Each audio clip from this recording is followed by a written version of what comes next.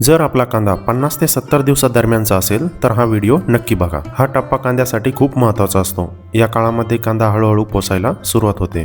या काळात योग्य नियोजन केले तर नक्कीच आपण उत्पादनात तसेच क्वालिटीमध्ये सुधार करू शकतो। या व्हिडिओमध्ये आपण खत व्यवस्थापन जे की फवारणीतून ड्रिपमधून किंवा पाटपाण्यातून करता येईल, त्यानंतर कीड आणि रोग व्यवस्थापन, पाणी व्यवस्थापन आणि इतर माहिती बघणार आहोत। सध्या कांद्याला बाजारभाव कमी आहेत, तसेच येणाऱ्या काळात कधी भाव वाढेल हे पण निश्चित सांगता येत नाही। त्यामुळे गरज असेल तरच आणि आपल्या बजेटनुसार खर्चाचे नियोजन करा। पहिला मुद्दा खत व्यवस्थापन। जर आपला कांदा 50 ते 60 दिवसादरम्यानचा असेल तर आपल्याला फवारणीमध्ये 05234 हे 100 ग्रॅम प्रतिपंप घ्यायचे आहे।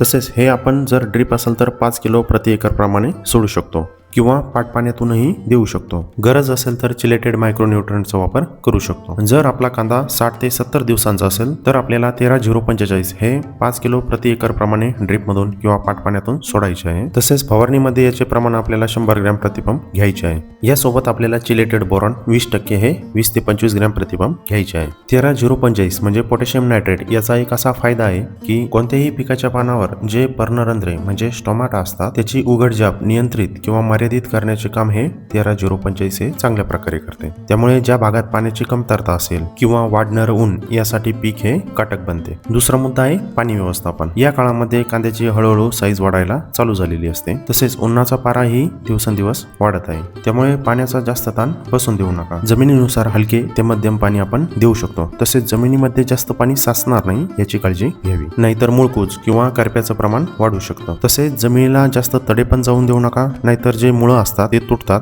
परिणामी कांदा जे अन्नद्रव्य असतं किंवा पाणी असतं ते शोषून घेण्यात अडथळा निर्माण होतो। पुढचा आणि महत्त्वाचा मुद्दा आहे कीड आणि रोग व्यवस्थापन। कांद्यामध्ये जी नुकसानकारक कीड आहे ती म्हणजे थ्रिप्स म्हणजे फुलकिडे। आपण बारकाईने निरीक्षण केल्यास आपल्याला जे थ्रिप्स असतात ते लगेच दिसून येतात। जर आपण निळे चिकट सापळे लावलेले असेल तर बऱ्यापैकी थ्रिप्सचे नियंत्रण होते। जर थ्रिप्सचा प्रादुर्भाव असेल तर यासाठी आपल्याला लॅम्बडासायलोथ्रिन हे 15 ते 20 ml प्रतिपंप फवारणीत घ्यायचे आहे किंवा थामॅथोक्झाम प्लस लॅम्बडासायलोथ्रिन हे 8 ml प्रतिपंप किंवा फिप्रोनिल 5% SC हे 30 ते 35 ml प्रतिपंप याप्रमाणे फवारणीत घ्यायचे आहे। रोगामध्ये करप्यासाठी आपल्याला डायफेनोकोनेझोल 25% EC हे 20 ml प्रतिपंप किंवा एझोक्सिस्ट्रोबिन प्लस डायफेनोकोनेझोल हे 20 ml किंवा एझोक्सिस्ट्रोबिन प्लस मॅनकोजेब हे 40 ग्रॅम यापैकी एकाची फवारणी घ्यायची आहे। फवारणीमध्ये आपल्याला स्टिकरचा वापर नक्की करायचा आहे। जर कांद्याच्या पातीची वाढ जास्त झालेली असेल तर यासाठी आपल्याला 65 दिवसानंतर लिओसिन किंवा जे कल्टर असतं किंवा इतर वाढ रोखणारे ग्रोथ रेग्युलेटरचा वापर आपल्याला